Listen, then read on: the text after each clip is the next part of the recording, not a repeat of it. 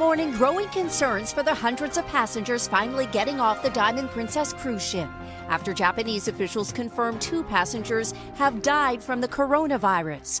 A man and a woman, both Japanese and in their 80s with chronic conditions. They were infected on board and taken to the hospital a week ago when they tested positive.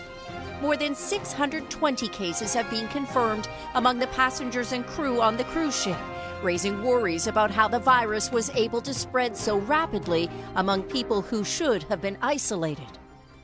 Some experts questioning ventilation and an apparent lack of controlled areas. I would not stay on this ship if I were you. It's been surreal. Arnold and Regina Hopland from Tennessee were ready to go on that evacuation flight back to the U.S. Then she was told she had the virus. I mean, it was just a disaster waiting to happen. I feel that we're sitting in a petri dish waiting to get infected. Health officials now questioning how safe it is to let everyone go free. Any Americans coming off the ship won't be able to return home to the U.S. for at least 14 days, and only if they test negative for the virus.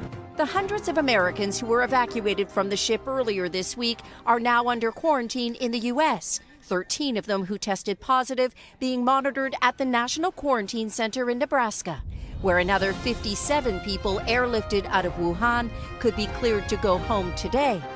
In China, the number of infections appears to be easing, with entire cities locked down and restrictions on hundreds of millions of people. But the Chinese have done something that's been unprecedented, and maybe it is working. I hope it is, and this may be the first sign that it is working.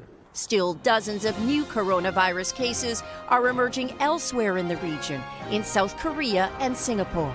As of this writing, there are 81 confirmed deaths in China alone from the Wuhan coronavirus, with 2,700 infections all across the nation. That is, of course, only the deaths confirmed to be related to the virus, which can be tricky to identify versus a severe flu or other respiratory illness. The total death count could very well be higher than the 81 claimed. But what is particularly terrifying is that the total infected count is almost certainly much greater than the 2,700 confirmed in China alone. That's because the coronavirus is contagious even before symptoms set in, unlike the famous SARS virus from the 2002 SARS outbreak. That means that you could be infected yourself right now and spreading the infection without ever realizing it until finally in about 2 weeks' time, you start to come down with severe flu-like symptoms and difficulty breathing. If that's not scary enough, in one day alone, the death toll for the virus jumped from 56 to 80, with 24 dead in just one day. That means the virus is spreading at an exponential rate, and if this rate of increase continues on its present course, we could be seeing thousands dead in as little as a month.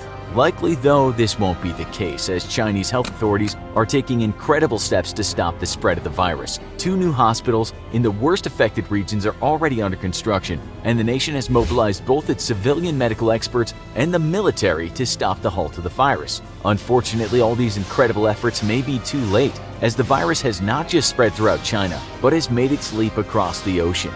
As of this video's release, the virus is present in a dozen nations, including France, Australia, Singapore, Japan, and the United States. In the US alone, over the weekend of January 24th to the 26th, the cases of confirmed infections grew from 2 to 5, and many more are suspected to be infected and completely unaware until symptoms begin to set in, with the possibility of the Wuhan virus showing up in your town growing by the day. What can you do to protect yourself? Many authorities in China are recommending people wear face masks to prevent the spread of the virus. Though if you're looking to stop yourself from picking up an infection, this is not a very reliable method. Even before the Wuhan virus, the practice of wearing face masks in public has been very popular across Asia. But the reality is that these masks will often do little, if anything, to stop an airborne virus. Simply put, this is because the masks are simply too porous to filter out viruses and other bacteria. Some studies have shown that the masks are effective in reducing the rate of infection, but these were all carried out in clinical settings and have little bearing on what a mask user would encounter in the real world. The one way that masks are very effective in fighting against viral outbreaks, though, is by their use by those already infected, as the masks help stop transmission. If an infected person is around you and you're wearing a mask, though, odds are it isn't going to do much to stop you getting sick. The American CDC refuses to recommend surgical masks to be used to help fight transmission for those individuals who are not already sick, citing a lack of evidence that they actually help stop infection. Instead, to combat the Wuhan virus and others like it, the CDC recommends that you simply wash your hands regularly and use tissues every time you cough or sneeze. Trapping airborne viral particles is far more important than trying to stop them from getting to you with a mask, as typically people are infected orally thanks to poor hand washing techniques anyway. If you do use a tissue, make sure that you get rid of it quickly as possible to limit the chance viral particles will get on surfaces around you. You've likely heard that when you get sick, you need to pile on the vitamin C. And if you've been anywhere near a drugstore in your life, then you've no doubt seen the dozens and dozens of vitamin C supplements next to the cold and flu relief section. Well, feel free to start passing on the vitamin C for now, because science has been trying to tell us for decades that the vitamin C craze to fight infections is nothing but a case of bad science and very greedy marketing. In fact, if you regularly take vitamin C for cold and flu prevention, you're really only helping to build up a pretty nasty case of kidney stones. A study tracking regular taking of vitamin C over the course of a year showed that it did not prevent cold or flu and only lessened the duration of infection by 8% in adults. There is no diet or supplement that's going to keep you safe from the Wuhan virus, and instead, prevention is going to be more on your physical habits than what you put in your body. Wash your hands regularly, especially after spending time in public, and before any meal. If you're an international traveler, you should check with your embassy to see if they have a field testing kit for the virus yet. Currently, the American CDC is working on exporting such a kit to other nations. You should also check ahead with your embassy in your travel destination to see if they have any health advisories or travel warnings for the region you're visiting.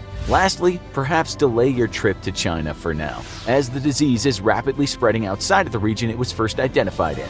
The good news is that though the disease has shown it can kill even healthy teenagers, its death rate is relatively low. You can help fight this global outbreak by acting as if you already are infected. Always cover your mouth before you cough, and cough or sneeze into tissues that can be quickly disposed of. If you cough or sneeze into your hands, immediately wash your hands and sanitize any surfaces you came into contact with. You may, after all, not suffer anything more than severe flu-like symptoms, but your carelessness could cost someone